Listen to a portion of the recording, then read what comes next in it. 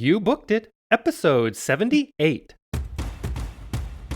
Hey, entertainers and performers of the world. I'm your host, Dane Reese, and welcome to You Booked It, where I chat with inspiring entertainment professionals 7 days a week. By digging into their journey, we're going to discover everything you need to do to have a successful entertainment career. You know, because training usually skips that part about how to actually make your skills work for you in the real world. Fellow entertainers, my drive here at You Booked It is to share the inspiring and incredible journeys of successful entertainment professionals. We're here to support your journey. So go to youbookeditpodcast.com and join the You Booked It email community, where we dig deep into truly actionable things you can be doing right now to book that next audition, submission, or gig. If you enjoy this free podcast, please show your support and search for You Booked It on Apple Podcasts or your favorite podcast app, where you can subscribe so you don't miss an episode, leave a rating, and review. And now, let's do this. All right, let's get started. I am excited to introduce my guest today, Amy Edwards. Are you ready for this, Amy? I'm ready. All right. Amy has worked professionally as a performer for the last 15 years. She has toured 15,000-seat arenas singing with Australia's most successful boy band, Human Nature, who have their own residency in Las Vegas. She was a cast member in one of Broadway and the West End's longest-running shows, Disney's The Lion King, performing in Australia and China. Amy was in the original cast and dance captain and female lead singer in the acclaimed musical Priscilla, Queen of the Desert on London's West End. She has resided in the US for the past 8 years, where she tours and performs with many shows. She is a member of one of LA's most successful party bands, the Red Hot Band, and is one of 2 leading ladies in the hit show ABBA Mania. She also tours nationwide and all over Canada as one of the Carter sisters in The Man in Black, a tribute to Johnny Cash. In Vegas, she has performed in a number of shows such as Legends in Concert, Pinup, and Zombie Burlesque. She has performed her own diva show on cruise ships around the world as a guest entertainer. Amy now resides in Atlanta, Georgia, and is looking forward to once again being able to grace the stage. Amy, that is a quick intro of who you are and what you've done, but why don't you tell us a little bit more about yourself? Fill in the gaps. A little bit more about you and what you do as a professional in the entertainment industry. Okay. Hi, Dane. Thank you so much. That Hi. sounds really nice when you laid it all out like that. I was like, wow, that's So nice. fancy. Oh, yeah, it's really nice. Well, as you mentioned, my name is Amy. I'm from Sydney, Australia. You didn't pick up the accent. And yeah, I just moved to Atlanta, Georgia, where my husband is from. But I have been living in Las Vegas for the past 4 years. I was in LA for 3 to 4 years before that. So I've been in the States for 8 years now. I just moved here at the beginning of March. I am a singer, performer, entertainer. I do all those things. Yeah. And like you said, I'm currently, before COVID, was touring with some awesome shows, ABBA Mania, The Man in Black, performing with my band, the Red Hot Band, who I've been a member with for about 8 years now. I'm not touring or performing at the moment, so I really miss that travel life. This is just something I've been doing forever and ever, so definitely missing it, but really just trying to make the most out of this situation, and so grateful to be able to do this with you. I just think it's so great what you're doing. So that's who I am. Wonderful. Well, let's move on to this next section here. And Amy, I am a sucker for a good quote. What's your favorite quote you'd like to share with everyone? Well, I am too. I'm definitely a sucker for one. I think, honestly, I really love, in a world where you can be anything, be kind. I love that. And Me can you too. expand a little bit on that, on how that has affected your career? I have brought that throughout my life, personally and professionally. It costs nothing to be kind, Dane. I mean, it really doesn't. And I think there should be more kind people in the world. I just love that, because in a world, yeah, where we can be anything, just be kind to one another. It makes the world better. And also professionally as well, it's such a competitive industry that we're in, but you can be competitive and you can be kind. Why not? So much easier. So I've really just kept that with me. And I think it's served me well because it's led me to where I am. And I hope those that know me would say I'm a kind person. So that's something I'm really proud of. Yeah, absolutely. Well, I agree with you. I believe you're a very kind person, but Oh, also thank you. it works out because the people that we are around all the time, the people that we are usually competing with for these jobs, tend to be our peers and our friends in a lot of cases. Hmm. So let's be supportive. Let's help each other out. And we're all there to be professionals. We're all there to book the gigs and get the job. But at the same time, if it's not in the cards for you that time, that's fine. You can still be supportive of Yes. your friends. Absolutely. That's exactly what I think. And you're right. Like, we're all in this together. And my bestest friends are in the industry. I met my husband in the industry. So you're right. Like, we're each other's biggest support. We're our own kind of people. We get each other. And there's so much there's work to go around. Obviously, not as much right now, but generally there was. So I just think, yeah, I just love to live my life like that. Absolutely. And let's not discount that people like to work with people that are nice and kind and are easy to work Amen. with. So it only serves you greater in your career for the longevity of your career.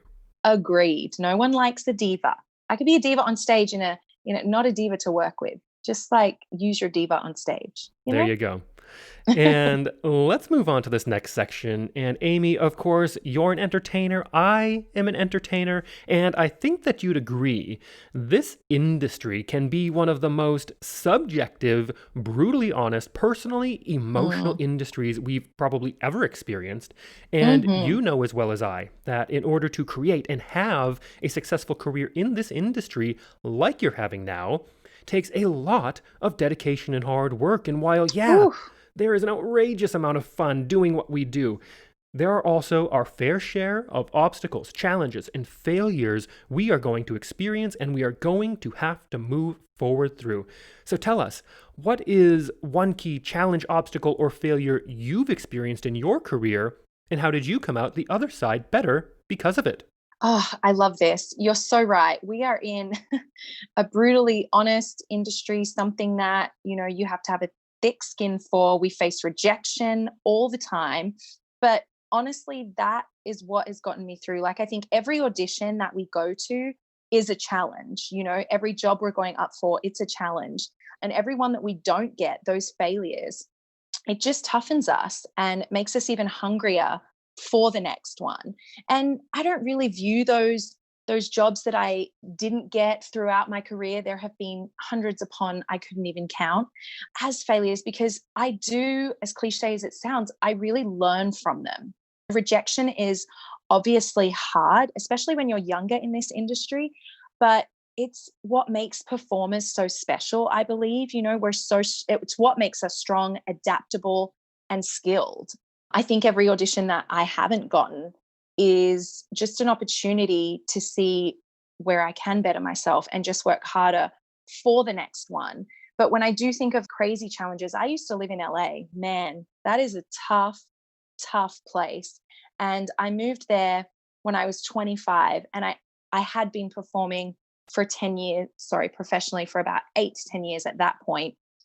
And thank goodness, because if I hadn't have gone through these failures and built this thick skin, man, I don't know if I would have gotten through LA, but I did. And I'm like really proud of that. And I mean, there's a million people more that want to do what you want to do in LA. And I'm just grateful I had experienced rejection and failure and had experienced successes, because LA was a big obstacle, but I got through it and I'm still standing.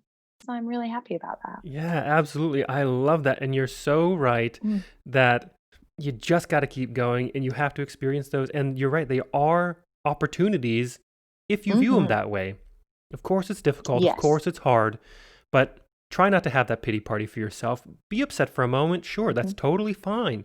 But you Oh, have to flip that yes. around and you have to keep moving forward. Amen.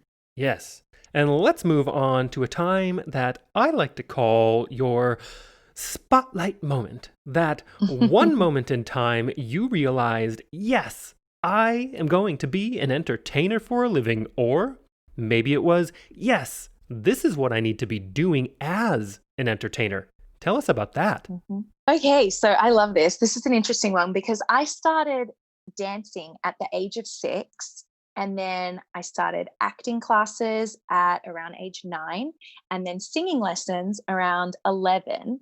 So I've always performed from such an age. It's just always, it's something I've known this is what I want to do. Since I was so young, I just didn't really think there was going to be anything else because this is just what I love to do so much. And my mum really instilled in me from a young age that I could literally be anything I wanted to be. Bless her, she's the best. So I kind of just always thought I could do this for a living, which I think is awesome. I never thought I couldn't. But there is a moment, a memory I do have of my very first paid job.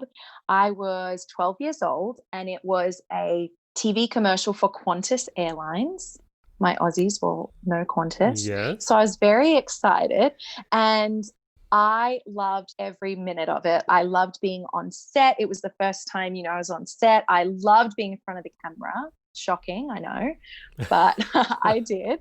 And I do remember thinking, like, oh, I'm actually making money for this. What? Like at such a young age, it's such, you just think, what is happening? And I thought, why on earth, if I can make money doing this, I remember thinking, why on earth would I want to do anything else?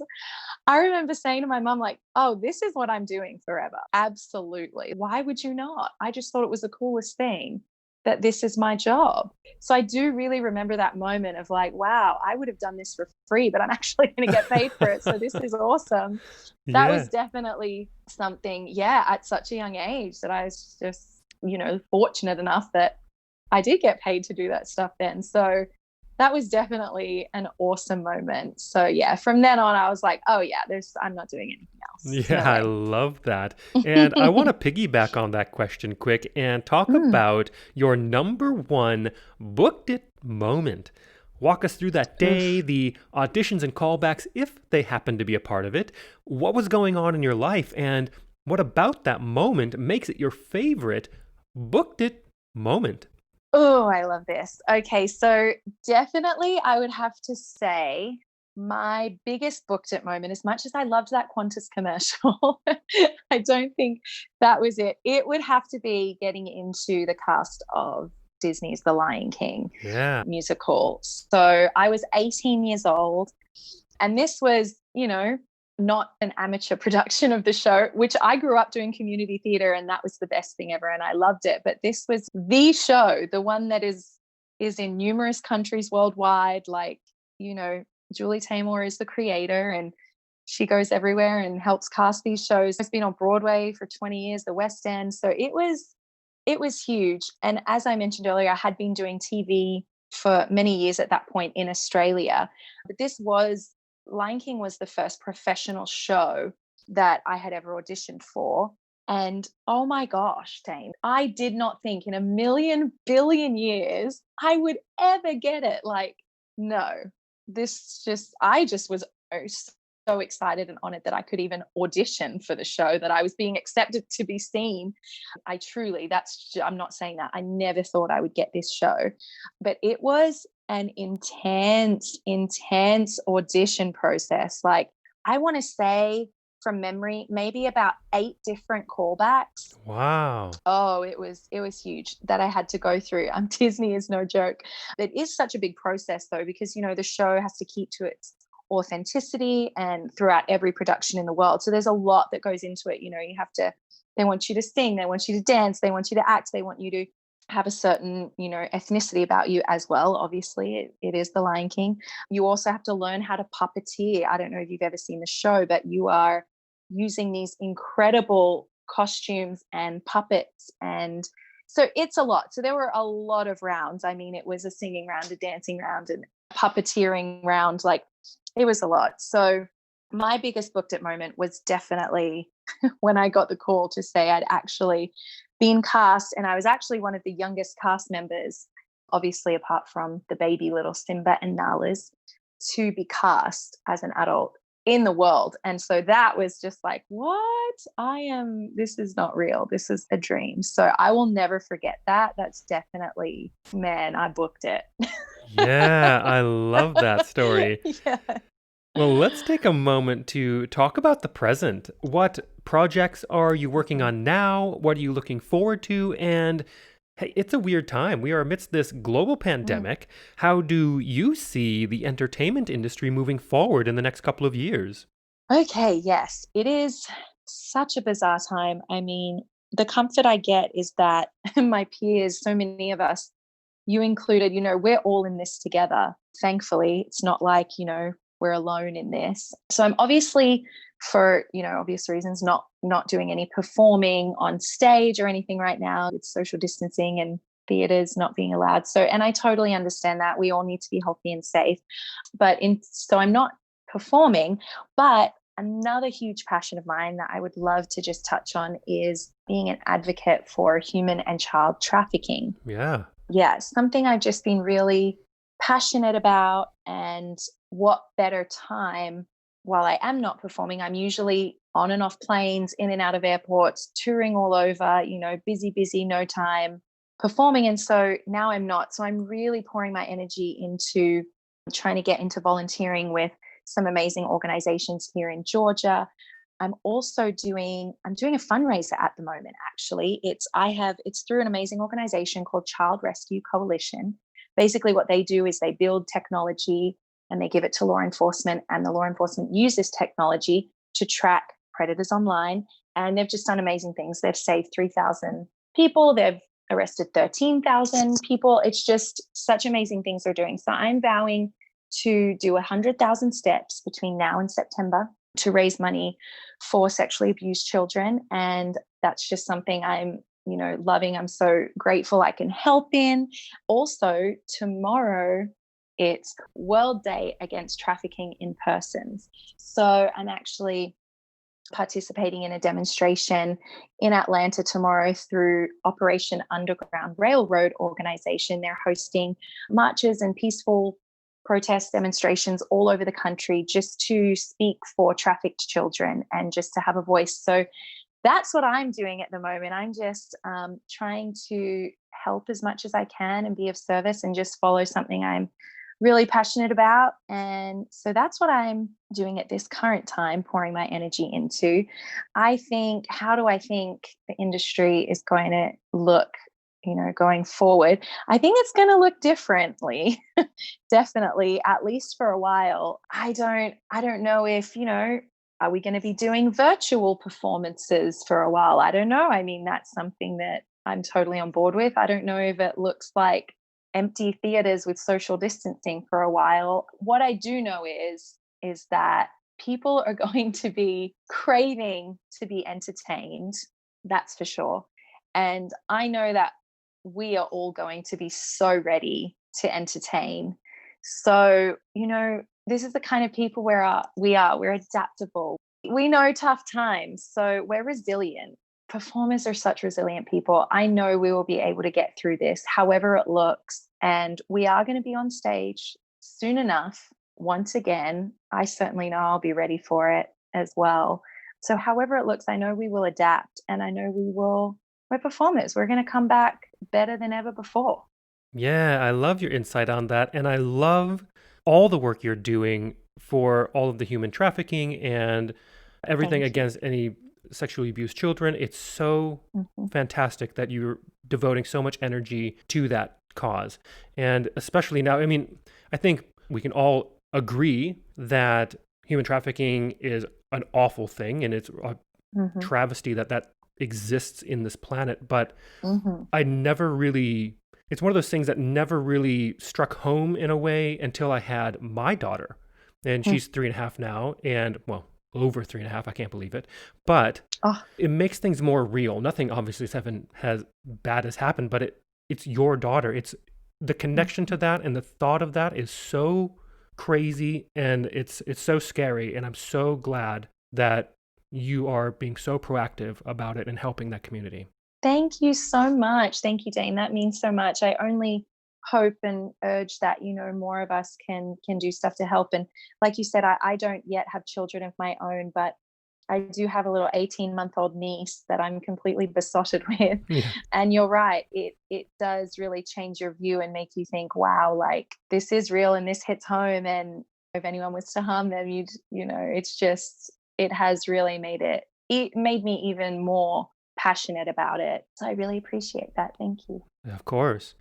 And it is time to move on to one of my favorite sections in the interview. I call it the Grease Lightning Round.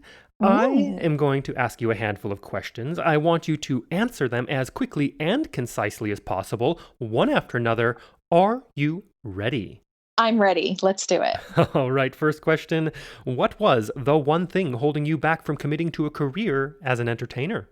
Probably knowing that I'm not always going to have work. It's kind of going to be feast or famine. But honestly, I didn't have another option. So I was going to make sure I succeeded.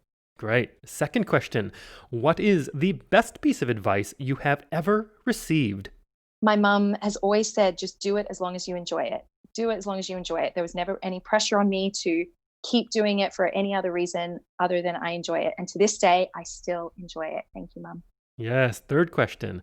What is something that is working for you now? Or if you'd like to go pre COVID, what was working for you before our industry went on pause?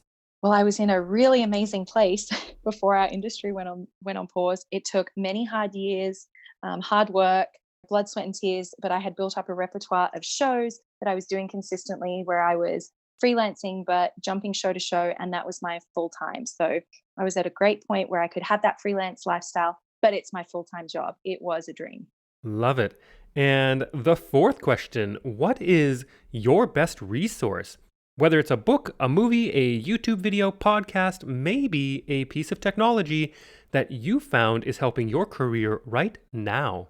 Well, for what I'm doing right now, definitely a lot of human trafficking documentaries that you can watch, and just a lot of organizations and people that inspire me on social media. I mean, the internet is like, you can find anything you want on the internet. So you can Google anything, it's all at our fingertips. So I just like to make sure that my feed and everything I'm consuming is just people that I aspire to be like, and who I want to be, and who inspire me and who I admire.